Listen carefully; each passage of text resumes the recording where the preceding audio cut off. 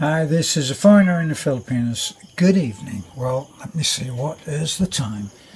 Coming up for 8:30 in the evening, right? And actually, for a change, all is quiet. For a while, we have quiet dogs. It's unusual, and it may not last. But as you can probably hear, I don't have a quiet cat. Yes. Are you going to let this cat out, honey? Yeah. Okay, I'm going to let the cat out. Go, you pest. Go on. Okay, now we've got a quiet cat. Well, it's still as noisy, but it's just on the outside of the house. What I started off talking the other night about the American warrior bikers and how awesome those three guys looked on their bikes as they went past me going on their way to Taliban. Actually, there's between Atafi and Taliban there is a meeting house there that's just been built. Now it's been built in traditional Filipino style and by Filipino workers, but there's something about this house that just reeks of being American. I can't tell you what it is. It's just so beautifully done, and they've taken such great care to end up with a real masterpiece of a building. Now it's probably about, I'm only guessing now, say 25 feet by 25 feet is probably what it's about. Now, I've seen several examples of American excess there, completely over the top. There was a Ford, what looked in passing, again, I'm just guessing, it could have been a Chevy, but I think it was a Ford pickup, and the Ford pickup had been hiked too much, it had been dressed up too much, it had the I don't know what they call it, the aspiration extension which goes from the carburetor or the whatever it is. You can tell I'm not really a motorhead, can't you? And it takes it so that the vehicle can practically go underwater like a submarine. Just too much over the top, and just absolutely gorgeous, you know. And it's a white pickup. Maybe somebody who's out there looking at this right now might offer us a picture. But anyway, incredible looking machine, as only Americans can do. And it is true that this is a unique American skill, that of doing something too much beautifully.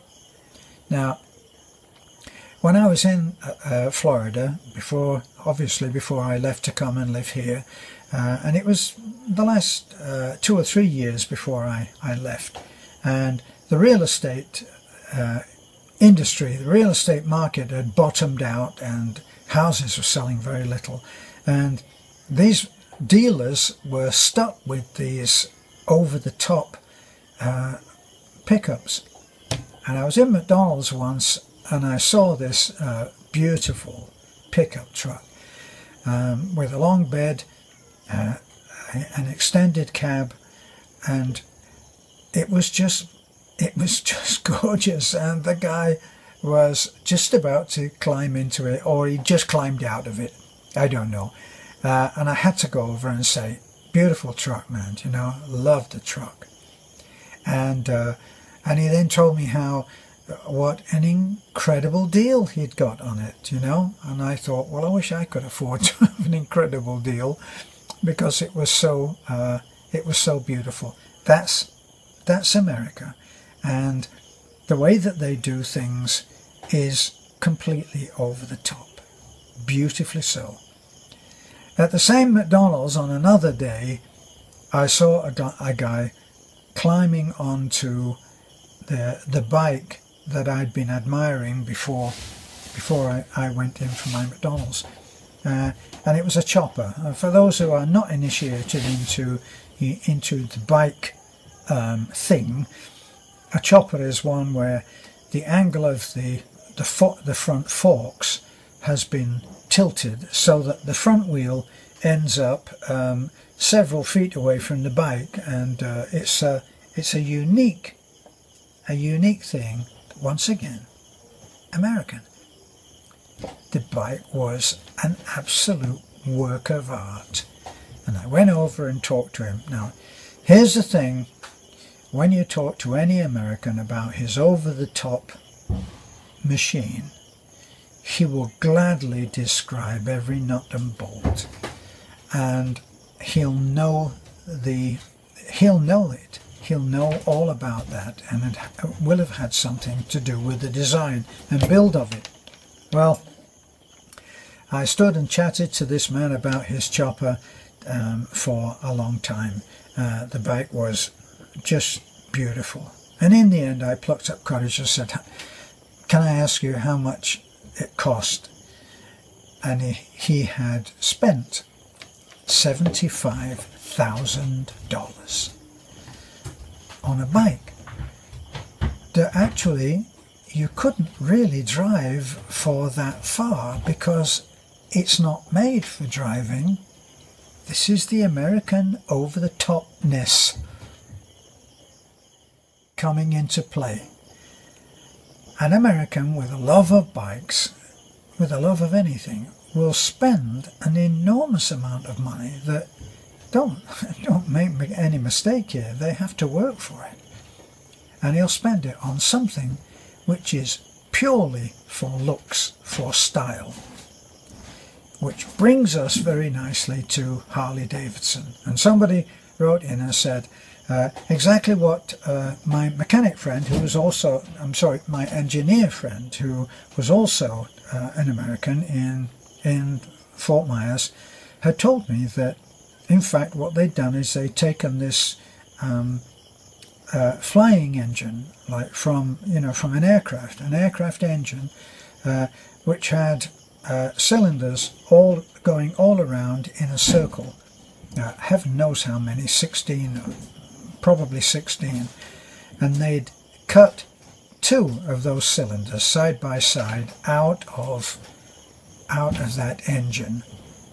And so now the special sound that they get is because one cylinder fires, then another, and then it travels all the way around to come back and go 1, 2, all the way around, 1, 2. And our subscriber friend described that as lub-dub. That's the sound, lub-dub, lub-dub, lub-dub, lub-dub. And I wondered if that friend realized that at one point Harley Davidson tried to copyright or patent that sound so that it couldn't be duplicated by these Japanese look-alike Harleys, so that whatever happened, Harley Davidson sounds like a Harley Davidson, and it doesn't sound like any other machine in the world. Now, one of my kids is something of an expert on bikes. I was a mechanic for a guy who actually was a racing champion in, I think it was called Formula USA, and he calls Harleys dinosaurs. That's because that engine, they've improved it and improved it, but I think it's actually still that same of going lub-dub, lub-a-dub, lub-a-dub, lub-a-dub, and it probably will never change. The Japanese came along and they've made bikes which look almost like a Harley Davidson, but it will never be a Harley Davidson. And Harley Davidson riders are a snooty lot. They're an elite. They take super pride in their bikes, but I think a lot of them are they're social people who drive from one meeting place to another. I have a friend who, her husband is a lover of many bikes, has an old vintage BSA, has a couple of old, what do they call them, Fat Boys, had a couple of Fat Boys, which is another Harley Davidson name, and he also had what they called the Rocket. He and his wife called it the Rocket, and it was a BMW. Superb driving experiences is really the truth about the BMW. Just absolutely beautiful. Just purrs along. And my friend said that she and her husband could carry on a conversation when they were riding on the BMW, which was impossible when they were riding on the Harley. And her husband said the Harley was from driving from bar to bar, and the BMW was from driving from place to place, and that was their assessment there.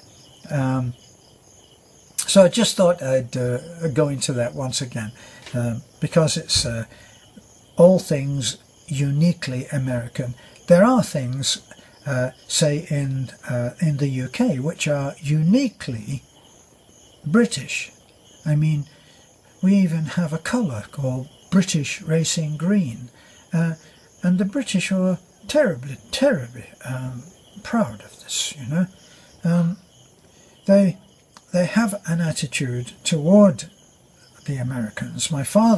I remember my father describing American servicemen who were in Britain for quite a number of years, and he used to say, yes, well, they're overpaid, oversexed, and over here. That was his assessment of them. But the joke that I heard about, and forgive, well, this doesn't really disparage the Americans anyway, but it does illustrate a certain attitude, was that there was the serviceman who climbed on, this is not during the wartime years, but probably just after, got on a train, and it was one of the old-fashioned trains where there was no corridor. There were two doors on either side of the compartment, and you got in or out of either one, and that was it. Once you were in until the next station.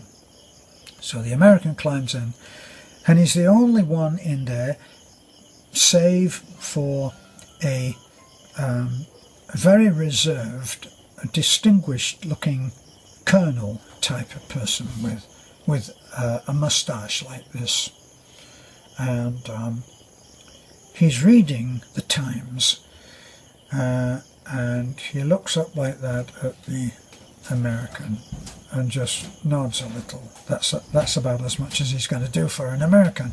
Well, the American sits down, and just before the train moves off, a Duchess type of woman gets in. I'm characterizing these by name, right? So a Duchess woman gets in, and she has several bags, and she's clutching a Pekingese, which was always a dog of the upper class.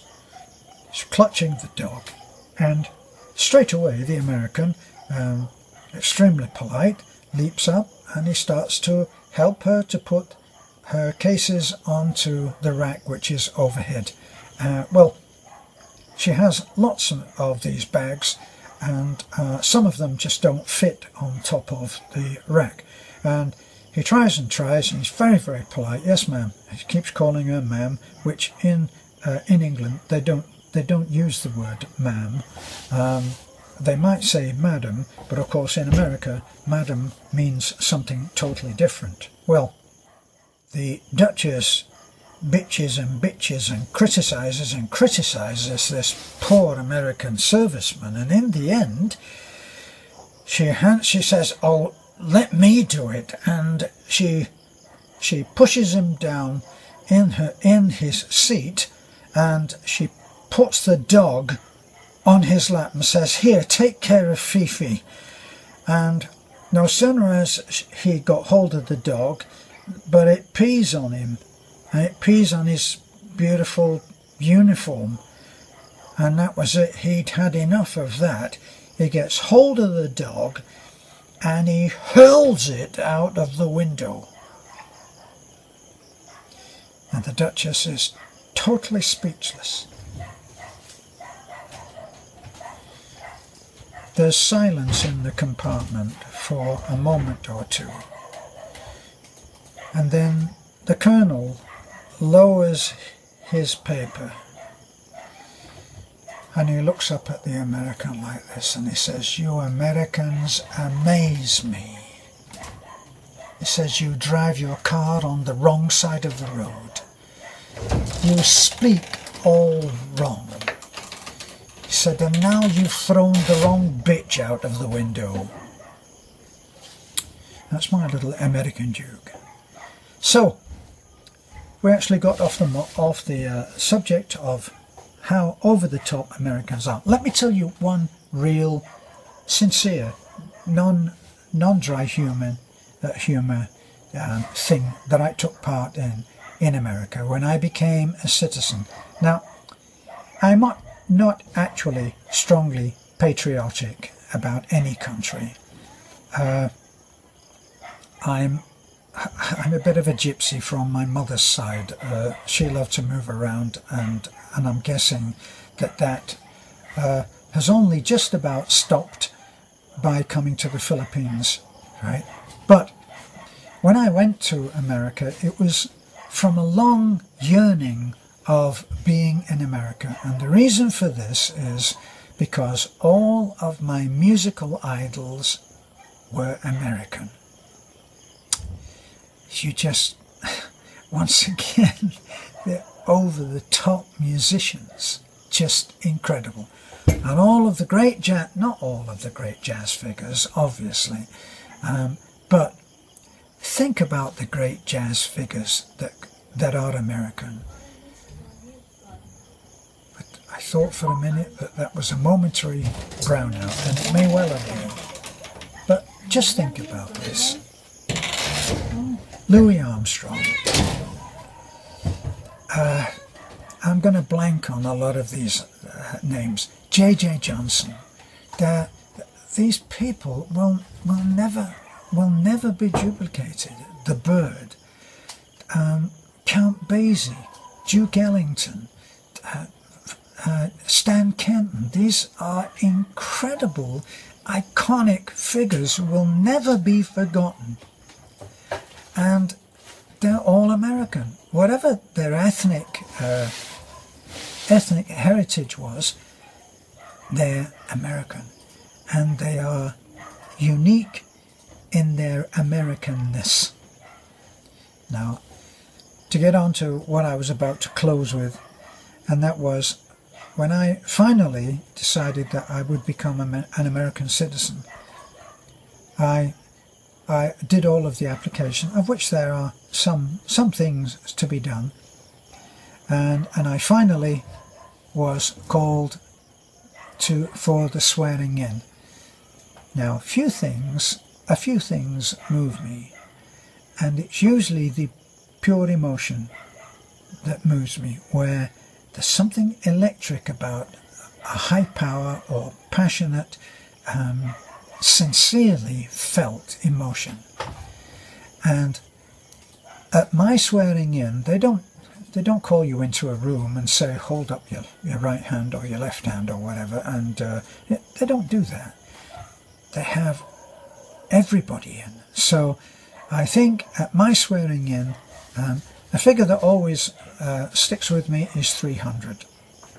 Maybe not, maybe more, maybe less. But it was a packed room. It was a packed room of people who were of all different ethnic backgrounds, all of them. But let me tell you, the feeling of pride in becoming an American was electric. And everybody swears allegiance to the flag. allegiance to the flag. Oh, I'll just correct that. And it's impossible not to feel very high on that emotion in the moment. An incredible event to share with a lot of people that had come from all kinds of backgrounds.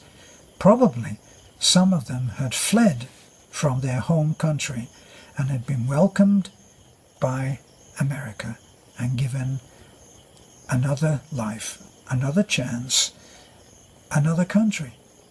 And as I said on my American Warrior Biker video, America is the only place where you can go, study up, be a good boy, and take your citizenship. And when you pass it and get sworn in, you can walk out the door, and to the first person that asks you, you can say, I'm an American. I'm American. And it will be accepted. Nowhere else. Nowhere else in the world.